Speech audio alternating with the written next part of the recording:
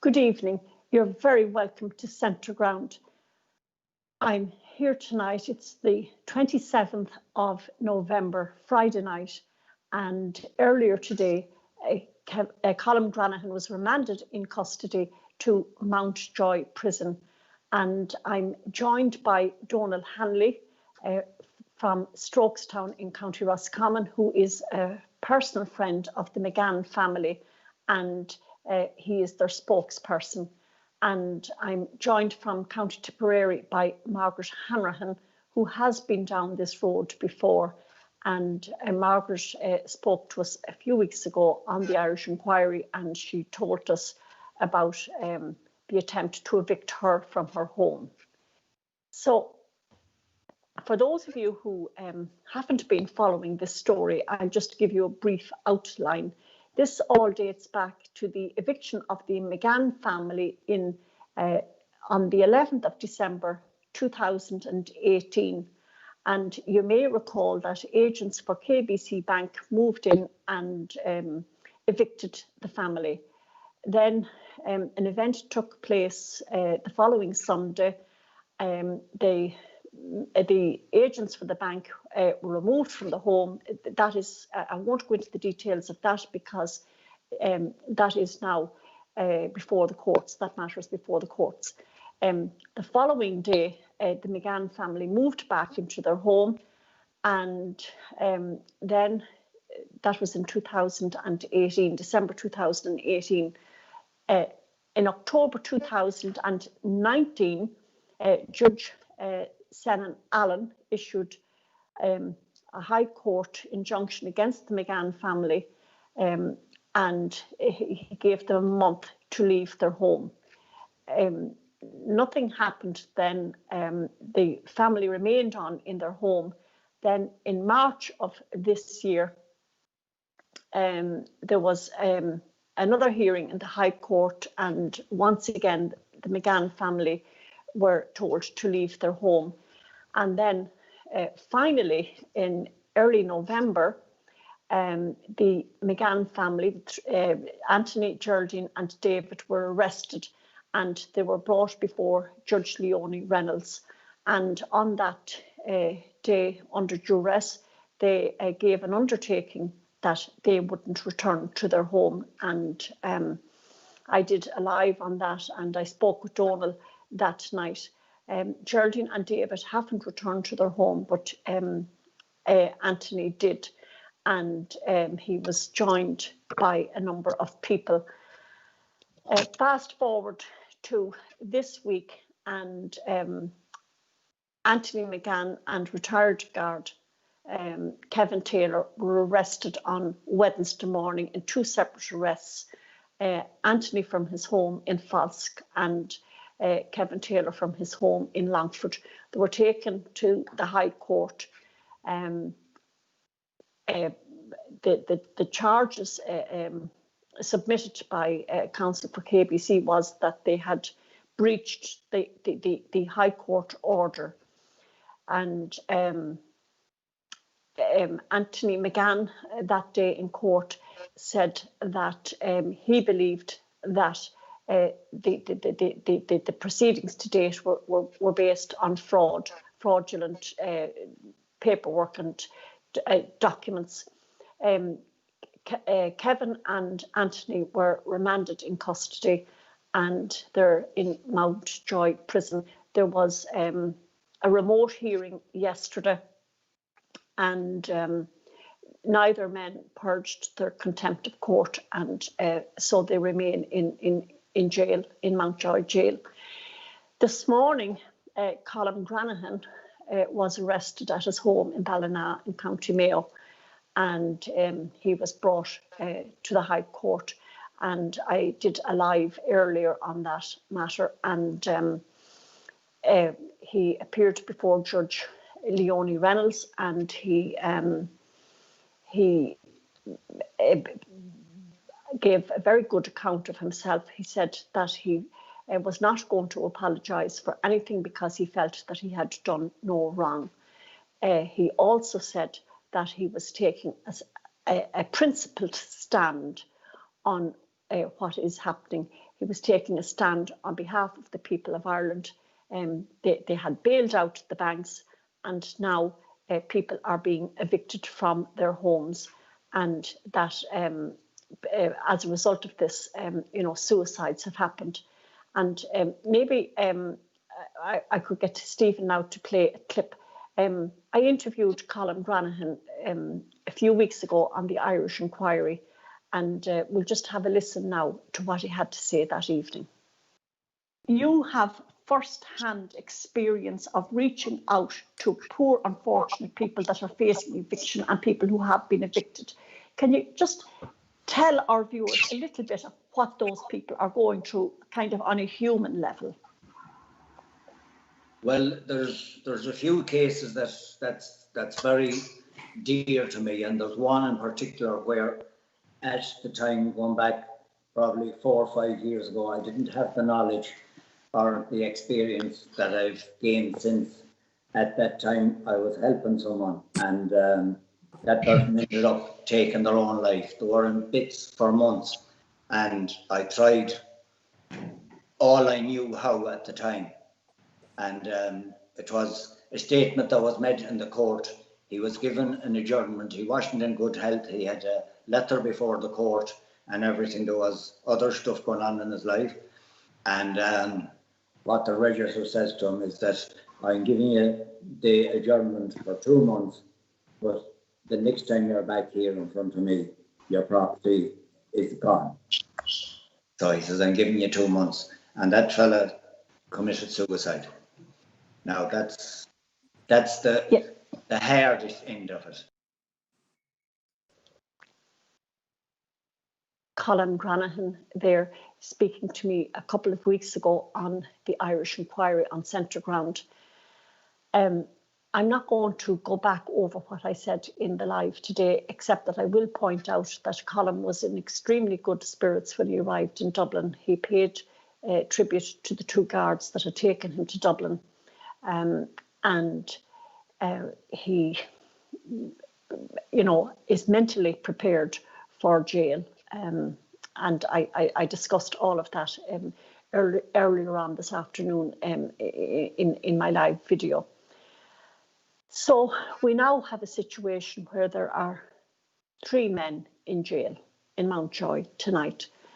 And I'm going to chat now to Donal Hanley. Donal, thank you so much for joining us tonight. I know it's very late. Are you hearing me there, Donal? Yeah, I can hear you fine. Donal, you've done a number of interviews this week. I heard your interview on Shannonside Radio and on RTE, and you were there on Wednesday when the agents for the bank came to secure the property to secure the McGann's home for the bank. So just, can you tell us what happened on Wednesday morning? I suppose I got a call at about 9:30 Wednesday morning to say that the house had been raided by the guards and that Anthony had been arrested.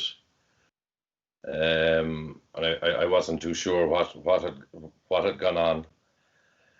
And I then heard that Kevin Taylor had been arrested in his own home, So I phoned someone else about seeing was there any point in coming down, and they said not really, that the guards had the road blocked on both sides again, and they were letting nobody in or out. All I did hear was that there was a serious Garda presence, but I did hit for McGann's anyway, and the road wasn't blocked, and I got in with another friend of mine, and we were met at the McGann's. There was 6-7 squad cars round it. There was unmarked Garda cars, and there was about 20 guards outside McGann's house. At this stage, they had the fencing put up at the front of the house, and they had that green mesh over the fencing, so you couldn't properly see in, And they had fencing going along going along another bit of property that had nothing to do with it. You know, and they were informed that, you know, that they were blocking, you know, more private property. So we got to glimpse in, and the place was littered with I don't know, am I insulting security we have to be very we have to be very careful what we say here. Well, it was Okay, littered so, with people inside. yes. And there was a lorry down at the back, and it had all fencing posts, and there was some other boy scuttling around on some sort of a scooter and putting he was putting fencing posts and wire on this. There was a furniture removal van there at this stage. And I guess what you call them is all agents for the banks. Okay, and when you say there was a furniture van there, what was it doing? What was happening? Were they taking out? They were removing all the furniture from the house. I seen them bringing out a television. I seen them bringing out mattresses. One of the vans that was there, one of them furniture removal vans, had no number plate on it, which was, you know, and I was able to get a picture of that. It actually had no number plate on it, which I thought if you had to be on the roads here, you needed a number plate. But obviously not these people. The other thing which was very striking as well, there was a 11-year-old child helping them take out the furniture. I don't know, it was a school day, but this young lad was there moving stuff out of the home. And I did bring this to the guards' attention, but they just ignored me. You know, they were of no help whatsoever. Okay, and did Geraldine McGann arrive at any stage?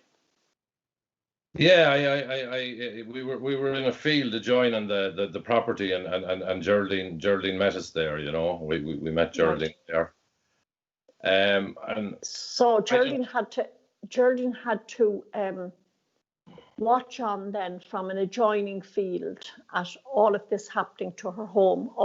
You know, all of her personal belongings, her personal effects, everything in her drawers.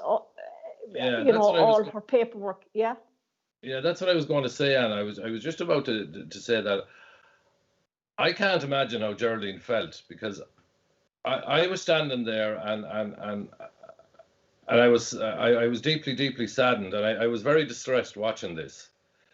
It was very upsetting to see everything that was going on. So I suppose what I'm trying to say is I can't imagine how Geraldine felt. She's lived in this house all her life. She was born in that house. You know, so many memories. So I can't.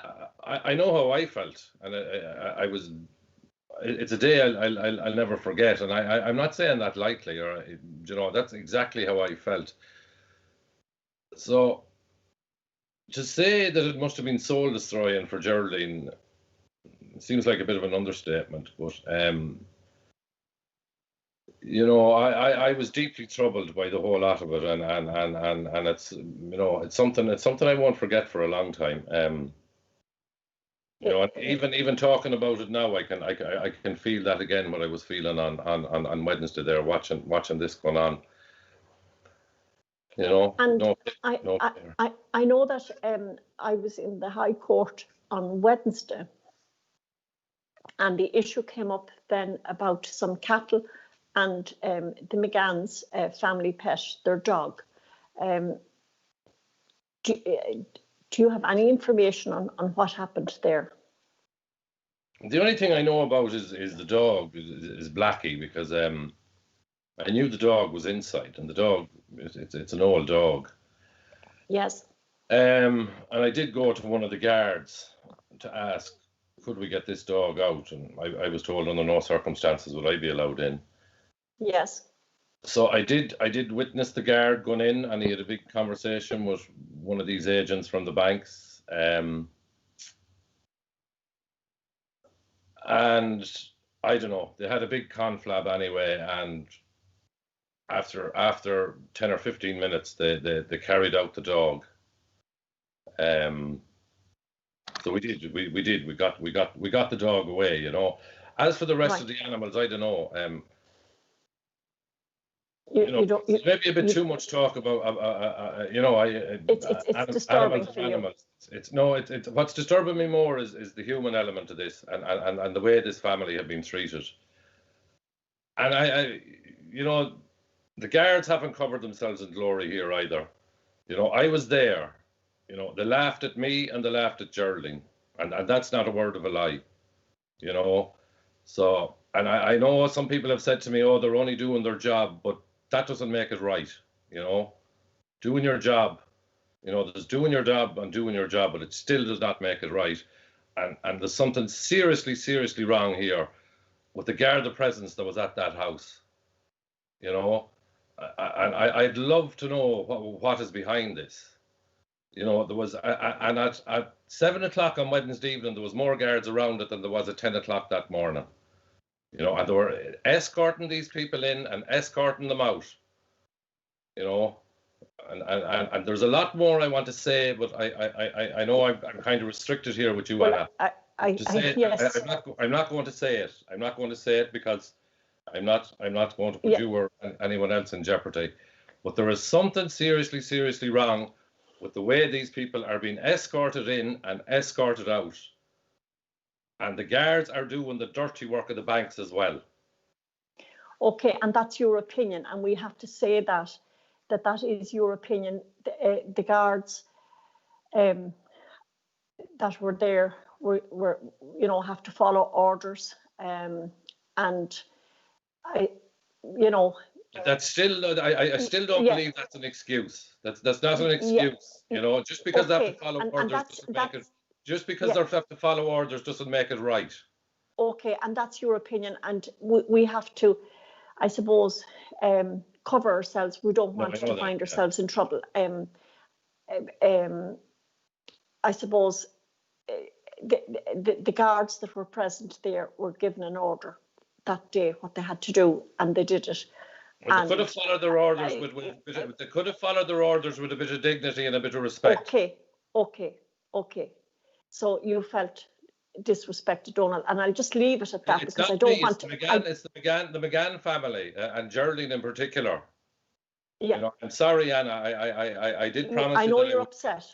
I know you're upset, Donald, and it is. You're actually there, and I would be in the same boat if I had been down there and witnessed what you witnessed that day, and it is traumatizing, and it is horrible, and it is dreadful, and that is the ugly face of eviction. And you read about it in the paper, and it's very sanitized. We hear that's right, that an eviction took place, and that's it.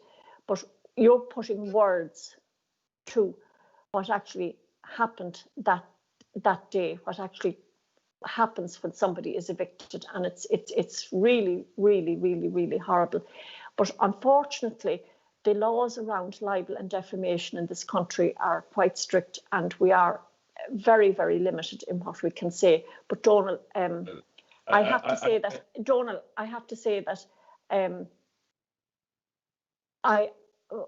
what way would I put it? I'm filled with deep, deep admiration for the way in which you have been such a source of help and comfort to the McGann family from the get-go. I got to know you in the aftermath of the eviction, and I know that the McGann family just rely so much on you and have relied so much on you, and they have nominated you as their spokesperson, and you have carried out that task admirably. So I will come back to you again, Donald. I want to bring in Margaret now. Margaret, you have been down this road to a certain extent. Just very briefly tell us your story for people who haven't watched the interview that I did with you a few weeks ago. Well, just to say, I identify with everything Donald Henley is after saying, because I was on my own, and it was in 2011, 2010, Christmas week, imagine, in 2010, they repossessed my farm. and they did everything. They ploughed it up. They did what their man is talking about there, ploughed it up, did everything they could to get me out. But thanks be to God, I held on with the power of the people. I'm still in my farm. But does my heart go to the McCanns? Yes, it does. It's resurrecting the dead, everything that Donald said. I know what that girl at the McCann suffered that day, watching what went on. And like, I just want to get the message out to people. This is going to happen to somebody next door to you. And this is why, Annie, you have to stay doing what you're doing. You know what I mean? People don't think this is happening in their neighbourhood, but it is. Because I was back there last time, I was reading the Farmers Journal, where I think is it 1/3 or 2/3 of all Irish farms are in receivership or under insolvency. People are making decisions with the bank, trying to hide the shame of it. But I would like to make it here tonight. There is no shame in debt. We got into it, we'll have to get out of it. But putting those men in jail, I'm just wondering what ages are those men?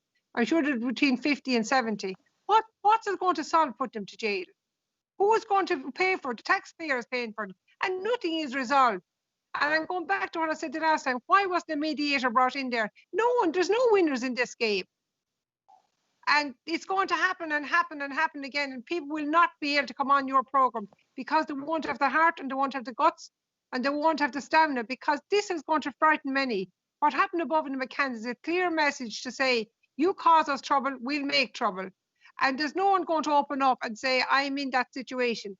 But what I'd be asking the people to say is, if you're in that situation, and I said it again last time I was on with you, Anna, to contact Anna or myself, contact somebody. A troubled shared is after a troubled halved. But this is going to get worse and worse and worse down the road.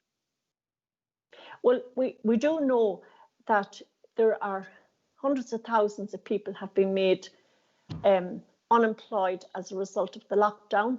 Many people will not be returning to work. Numerous people have lost their business. A lot of people are going to be getting into difficulties now with lending agencies and into difficulties with their mortgage. And I suppose what I've learned is that if you get into difficulties, the banks will move in and seek a repossession order. If you resist the repossession order, you will be evicted. And if you resist the eviction, you will be jailed. So this whole issue is not just about the McGann family. It's about the tens of thousands of people now that are going to be facing a similar situation come 2021.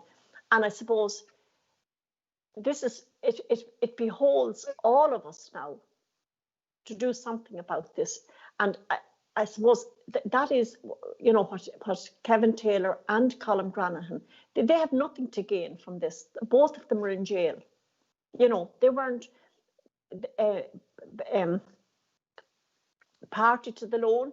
They haven't been evicted. But both men have told me, going back many months, that they are taking a principled stand on this issue, that this is not just about the McGann family. It's partly, but the big story is that they are taking a stand against the banks and this whole idea of evictions. I know, Margaret, you have some ideas on an alternative way of doing business besides evicting people. Well, my way of doing business is that there has to be negotiations, and the bank have to stop putting in receivers. We don't need them. We're not criminals. We haven't borrowed the money not to pay it back. We are not criminals at all. We don't need to go to jail. But negotiation is better than any type of taking anybody into court. And they'll say honey is better than vinegar any day to catch a fly. But we had commemorations all last week there about the people that got killed above in Croke Park. Will we have the same commemorations for the strokes on people? I hope we won't. I hope that the judge will see some sense and releasing those men, because there's nothing going to be solved where they are. And we need to form a group of empathy and sympathy for all the people going down the road.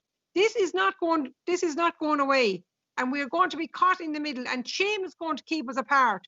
Now, to think there's two men up there inside in jail they don't owe a penny to nobody, but they're standing in solidarity with the McCanns. And fair play to the men. We need more men and women like them. And I'm calling on the women of Ireland to do a solidarity, do a vigil, Let's all do a vigil to see what can we do to solve this problem. It's not going to be solved on its own.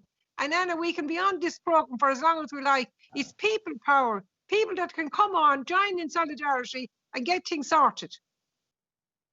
Yes, and I just come in there, Anna. going back, yes, I was going to call you back in there, Donal. Yes.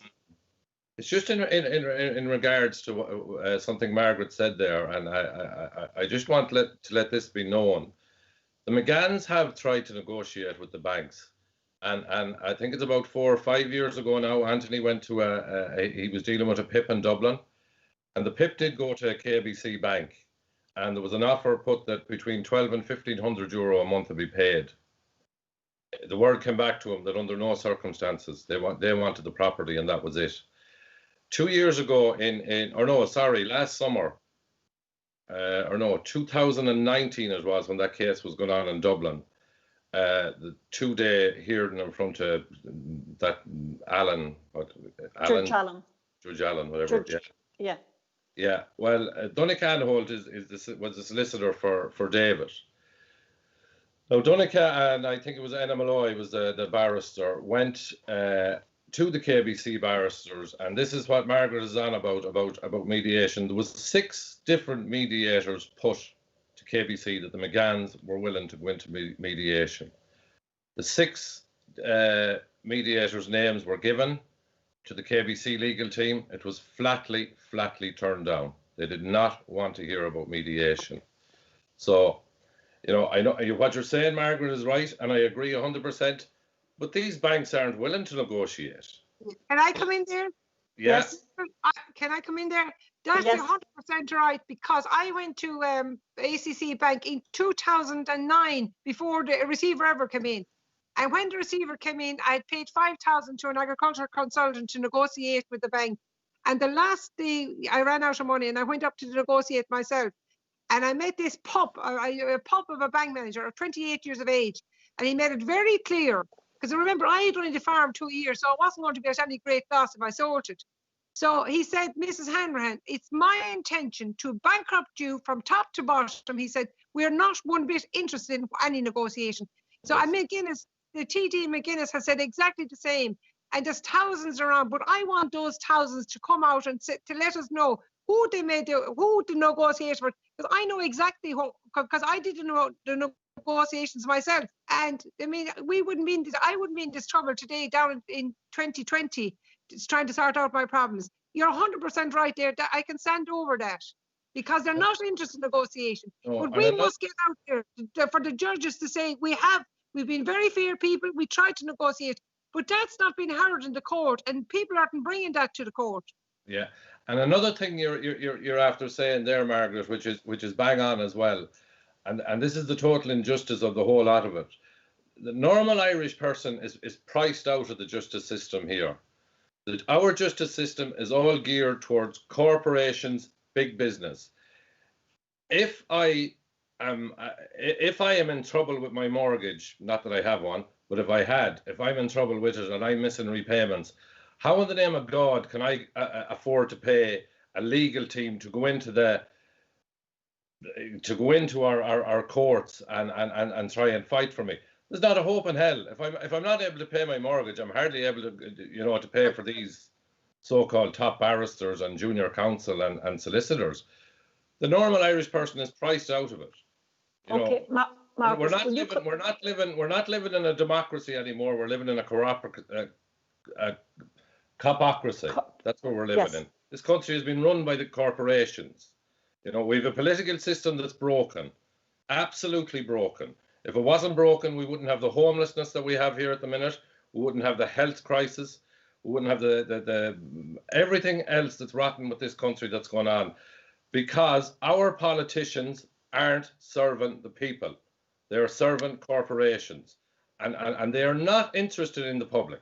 Absolutely not interested in the public whatsoever. I would be saying that, sorry, Anna, I would be saying there should be a special minister appointed to oversee these mortgages and the people that's been repossessed. And I would like to make it very clear, these problems didn't start with the people. These problems start with reckless lending. Now, you could say we were reckless borrowers, But the facts of the matter, if there was a proper assessment done day one, 99% of the people wouldn't be into trouble because they wouldn't have got the money. But the banks didn't care because they had a man out there that was going to get a good, fine, fat sum of money for giving out the money. But he was gone by the end of the term. So really, we need a special minister to just take this on hand and help the people out. What is it solving anyone to go to jail? Are they going to keep picking people up every other day and stick them into jail? It's costing the taxman more money than 'tis worth. Yes. Don't be under no illusion. Somebody will buy that farm. Some German, some foreigner will buy that farm until whistle goodbye. It could be sold for €50 to just show you what they're capable of doing. It could be sold this minute and you don't know. Well, the thing about it is this: it's quite obvious that the bank has actually probably spent way in excess of the value of the property on legal fees. But then again, you see, they're able to write off those losses against their profits. And just picking up there on Donald's point about the fact that the politicians, have a role to play in all of this. But you see, the politicians are in power because we put them there. So I suppose I want to wind this up by looking at what we can do. And I suppose we must go back to the fact that we have 3 men in jail. But the principle is around evictions. And the men are in jail because they believe passionately in the principle that there has to be a halt put to the evictions. And if it's not done now, it's going to continue on, and it's worse that it's going to get. So I suppose it's part a political problem. And excuse me, I just need to get a drink. I suppose people are watching now tonight and they're wondering what they can do. And there's a number of things that they can do. First of all, whatever way or means you have, get word out there what is actually happening. Read up about it, find out about what is happening, inform yourself and inform others. The second thing that you can do is that you can actually lobby your local politicians. If enough people lobby the local TDs, particularly the Fianna Fáil, Fine Gael ones, it will actually move them, because there'll be an election coming up. We don't know how soon, maybe sooner than we think. And they have to come back knocking on doors looking for votes. And if there's enough people speaking out on this and the other issues that Donald has raised there, like homelessness, if there's enough people speaking out about that, it's going to put pressure on them to act.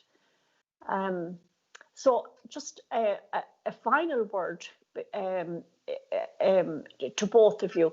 I'll bring you in first, Donald. Yeah, I'd like to thank Hannah for giving me the opportunity, and you've mentioned Anthony and Kevin and Colm, and it's hard to even think about them tonight, especially where they are. But I'd like people to also remember Geraldine and David and all of this. They're out of their home tonight. This is a home that David McGannon has lived in all his life. He's never lived anywhere else. His whole world is around that house. His whole world is around it. And he's not there tonight. And you can talk about politicians, they're all at home in their homes. I don't actually believe the politicians care about the people anymore. And you've asked what we can do different. Until there's a total change of mindset with our politicians, because they're up there getting their fat salaries, whether they're in Dáil Éireann or local councils. All we have is self-serving politicians in this country. They don't care. And I know they don't care. And they prove that to me every day of the week. So until there's a total change here, and that goes from top to bottom, I actually fear that nothing is going to change in this country. We're being asset stripped at the moment by banks, by vulture funds. All the wealth is going back to the 1%, the richest 1% in the world. That's where it's going. If I wouldn't have believed this maybe 4 or 5 years ago, but I do believe it now.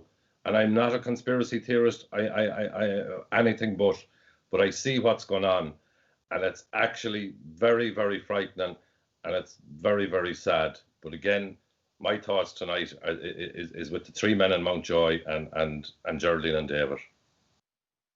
Okay, thank you, Donal. Thank you. And just a quick word there.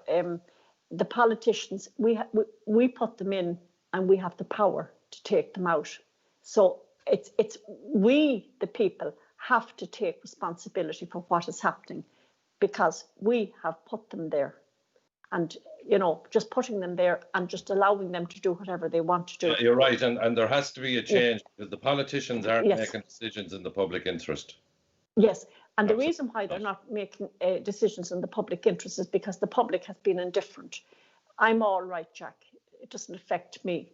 But what people don't realise is that a growing number of people are going to be affected by this come 2021. So it may not be your problem today, but it could be your problem in 5, 6, 10 months' time, or a problem for a family member. But Donal, again, I want to thank you sincerely for you know, for your passion on this issue, and the support that you have been to the McGann family, and thank you for that. Margaret, a final word to you. Yeah, my word is that most of the politicians are in debt themselves, and to expose and come on board to help out the McCanns or to help out Margaret Hanrahan, they will be putting themselves in the firing line. And I suppose I'll be in the firing line, Anna, you're in the firing line, Donal is going to be in the firing line. We're going to be targets. But at least I believe in what I do, and I'm going to stay doing it. But because we know for a fact, between people that's in the legal system has all debts of their own, but they're not going to go against the banks. Why should they? Because they're living comfortably. They'll get a write down, but the ordinary Joe Soap will get no write down. But my heart goes out to people. The receiver came in to me on the 10th of December 2010. What a Christmas. Where I can tell you there's going to be not thousands that have that Christmas that I had this year. So what I'd ask is anybody that's getting a letter in the post to do anything to do with their mortgages, please contact Anna or contact myself.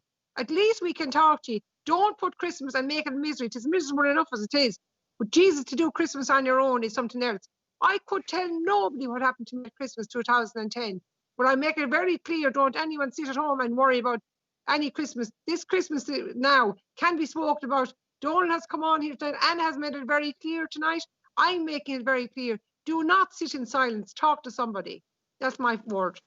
Yes, and I suppose, Margaret, just in case anybody, you know, is under any illusion that I can help them, I can't really help individuals. And I know that following the last interview that I had with you, I was contacted by a few people, and I've given them your email address, because you're part of a network of people that are supporting people who are facing eviction.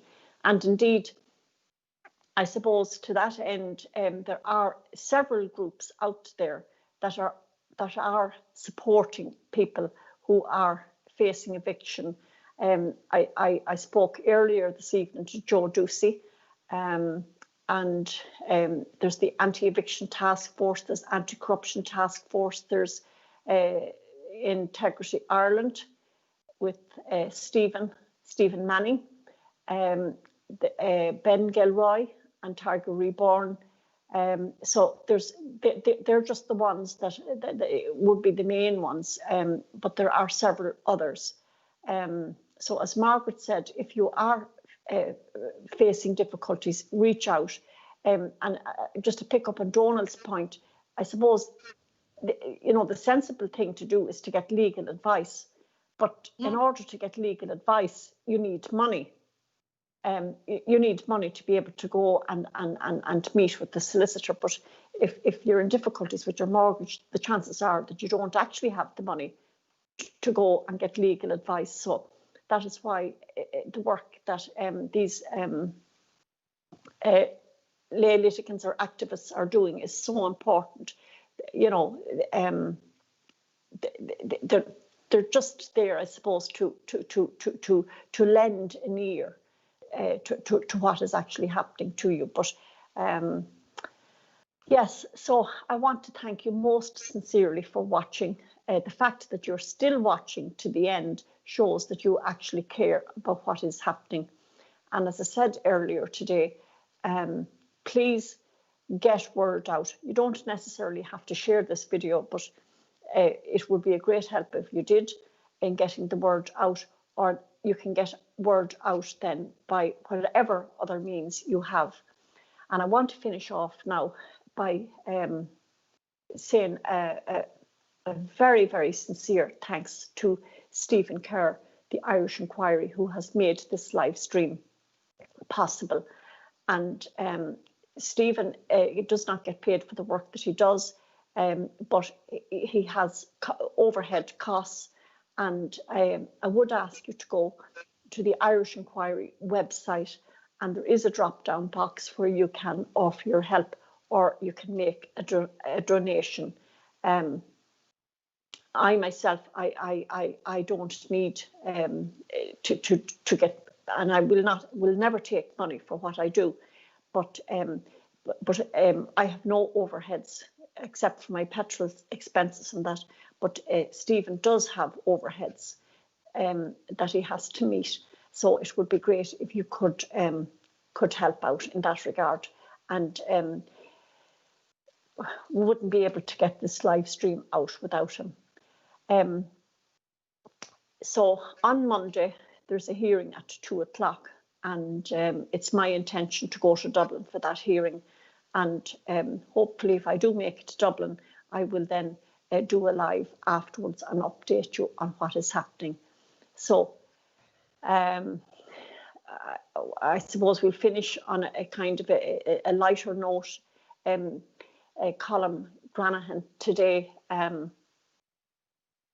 as he was heading off, he turned to Judge Reynolds, and of course Mayo are in the All-Ireland semi-final on Sunday. They play Tipperary, and he asked her if she would organise a television for him in Mountjoy so that he could watch the match. And she told him that she didn't have the powers to do that, that would be up to the prison authorities. So I do hope that, even though Colm is in solitary confinement, I do hope that there's a television in his cell and that he does manage to get to watch the match. And with Margaret Hanrahan from Tipperary and Colm from Mayo, I'm not going to say who I'll be shouting for. Okay, Anna, thank you. Okay. God bless. God bless. Thanks, God Mark. bless. Thank you. And Bye now. to all our viewers, Iwa, Hispanic Day or If Galere. Bye now. God bless.